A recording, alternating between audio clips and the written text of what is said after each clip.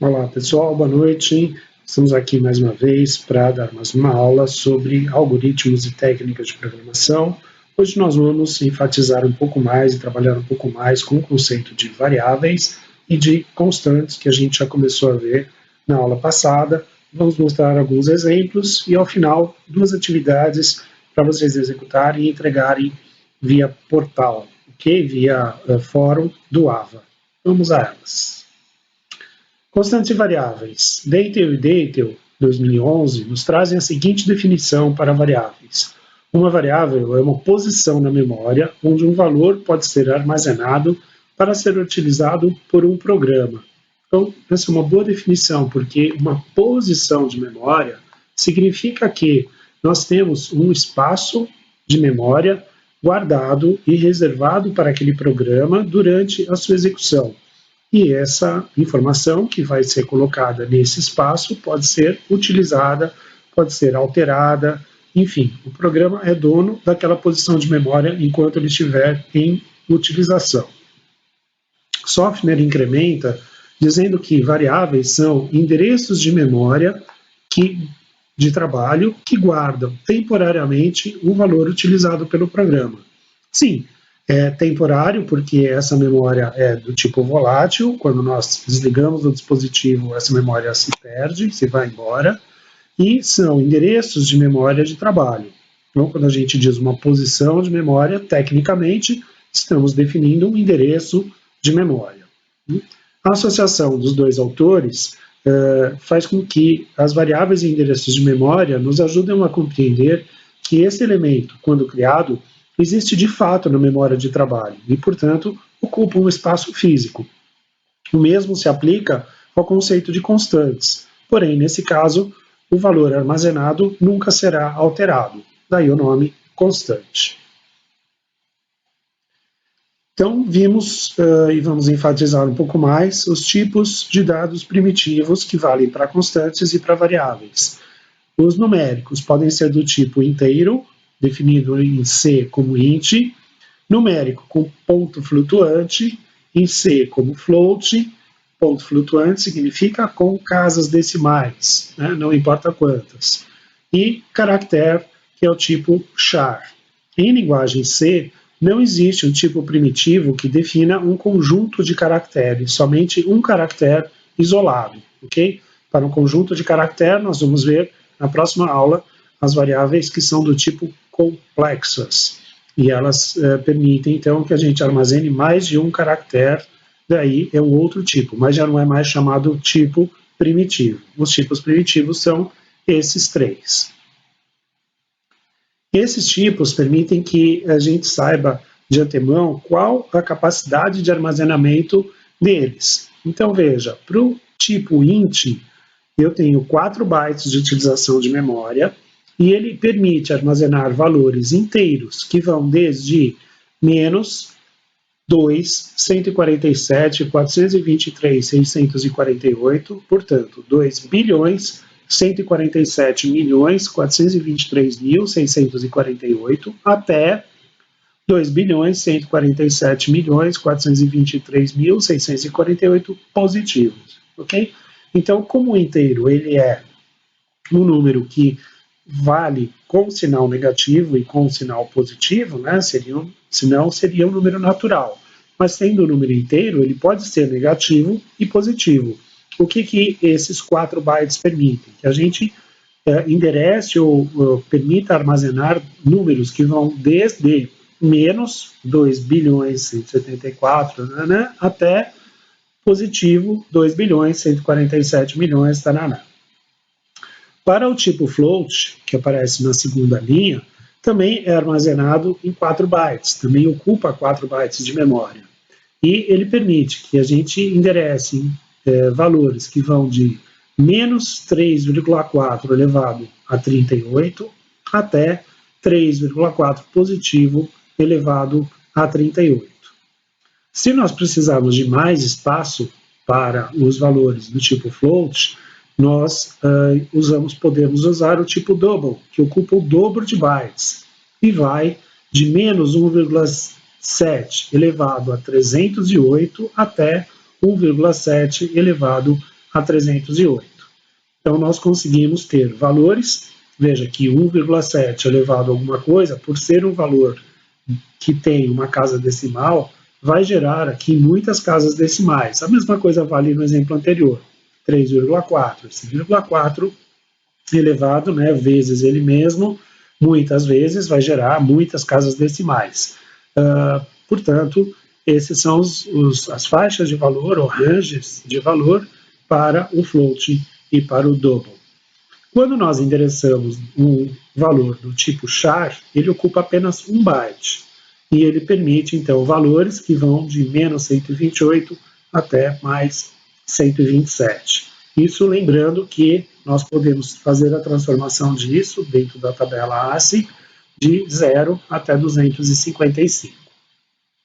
Quando nós temos um inteiro sem sinal, chamado aqui nessa linha de unsigned int, nós ocupamos também 4 bytes, mas agora, ao invés de ter menos 2 bilhões negativos até 2 bilhões positivos, nós temos somente positivos. Então, aumenta ou dobra a capacidade. Então, ficam 4 bilhões, 294 milhões, 967 mil, 296. Esse é o maior número que nós conseguimos armazenar dentro de uma variável que seja do tipo unsigned int.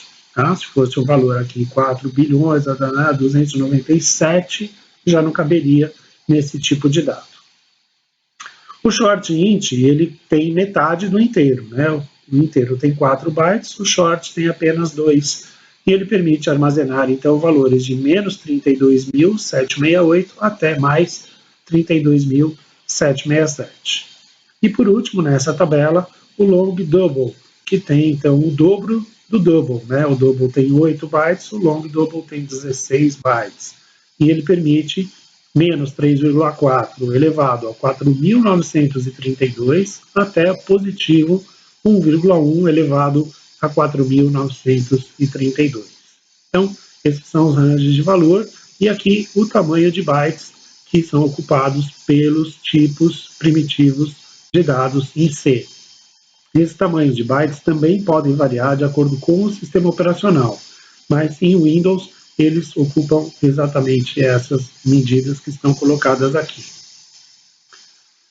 Um exemplo de colocação, né, de atribuição de variável e de tipos. Então, include stdio.h, nossa biblioteca padrão de entrada e saída de dados, void main, abre e fecha parênteses, abre chaves.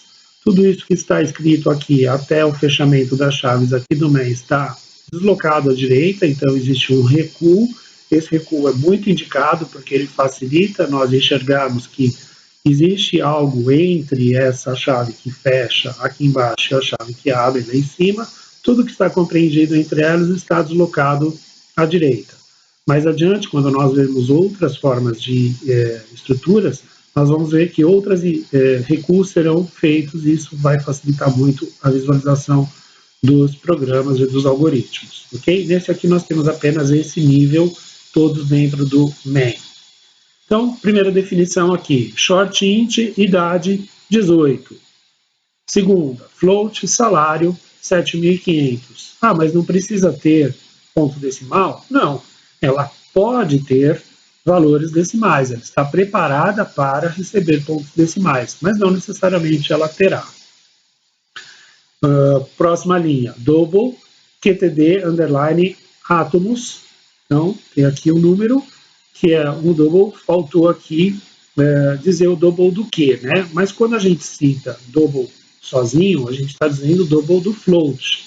Então, não preciso fazer como long int, ou short int, ou mesmo o double, o long double. E basta eu colocar aqui double, que eu já sei que é o dobro do float, tá? Então, double, QTD átomos, e já tem um valor aqui que vai ser armazenado. Char, gênero, igual a F. Perceba que nessas três primeiras nós fizemos a atribuição sem aspas, porque são valores do tipo numérico, int, float e double. Quando nós temos aqui o char, nós necessariamente precisamos colocar aqui com aspas simples, ok? Então, o caractere F, ele vai ser armazenado dentro da variável gênero, mas somente se ele vier acompanhado ou envolvido por aspas simples.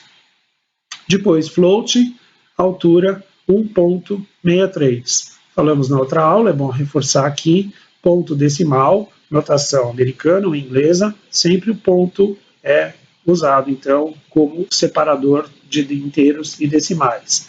Nós aqui no Brasil costumamos utilizar a vírgula, mas em notação de programação, sempre em todas as linguagens de programação, nós usaremos o ponto. Tá? Então, 1.63 significa 1 inteiro e 63 centésimos. Em seguida, vamos fazer a apresentação desses dados. Então, print, pula uma linha, né, barra invertida N, entre aspas, idade, 2 pontos, espaço, porcentagem de, ou seja, estou esperando aqui alguma coisa do tipo inteiro, né, fecha aspas. Essa é a parte que ele vai apresentar. Né? O que ele vai apresentar para o usuário? Esse comando não vai ser apresentado, ele vai simplesmente pular a linha. A idade igual espaço será apresentado. E aqui, no lugar do porcentagem de, entra a variável que estiver definida aqui à direita. Então, o lugar aqui não vai ser apresentado, mas vai ser apresentado o valor que estiver dentro da variável apresentada aqui, desde que ela seja do tipo inteiro, porque está especificado aqui com porcentagem de. Então, veremos aqui idade, vai sair idade, 2 pontos, espaço, e a idade que foi colocada lá como 18. Na linha de baixo, printf, pula uma linha, salário, 2 pontos, espaço, porcentagem F, salário. Não tem nenhuma especificação aqui de pontos, de quantidade de pontos decimais, nossa variável também não tem pontos decimais, vai ser apresentado aqui exatamente dessa forma, 7.500. Na outra linha, pula uma linha, barra invertida N, né, printf, barra invertida N, qtd, underline átomos, é a variável do tipo double, então ela é 2 pontos, espaço, porcentagem F igual a de cima, né, não importa se é float ou double, é porcentagem F nos dois casos, e vírgula, qtd átomos. Vai sair aqui então exatamente esse número, 100 pontos decimais, porque não foram colocados na atribuição de valor na variável. Na penúltima linha, printf, barra invertida N, gênero, 2 pontos, espaço, porcentagem C, porque é do tipo char. Então está aqui do tipo char, gênero, e ele contém lá um F. Então quando ele fizer a leitura aqui do valor F, vai colocar o valor aqui e vai aparecer gênero, 2 pontos, espaço, F maiúsculo. E por último, printf, pula uma linha, altura, 2 pontos, espaço, porcentagem, ponto 3F. Ponto 3F é um caracterizador que vai fazer com que essa altura seja apresentada aqui, mas com 3 casas decimais. Como o dado informado só contém 2, 1.63, o que vai ser apresentado aqui embaixo vai ser 1.630, porque estamos pedindo 3 casas decimais. Tá? Então, ponto 3 significa 3 casas após a vírgula do tipo float. Okay? Então, sempre que nós quisermos especificar melhor a quantidade de decimais que vão ser apresentadas, nós usamos esse recurso aqui do porcentagem F. Veja que nos casos anteriores nós não utilizamos, poderíamos ter utilizado sem nenhum problema, mas não foi apresentado. Utilizamos ele somente neste momento. Então, ponto 3F significa 3 casas decimais. O valor a ser apresentado aqui seria altura, 2 pontos, espaço, 1.630. Ok? Nós vamos encerrar essa primeira parte por aqui e já voltamos com a continuação dessa aula. Até já!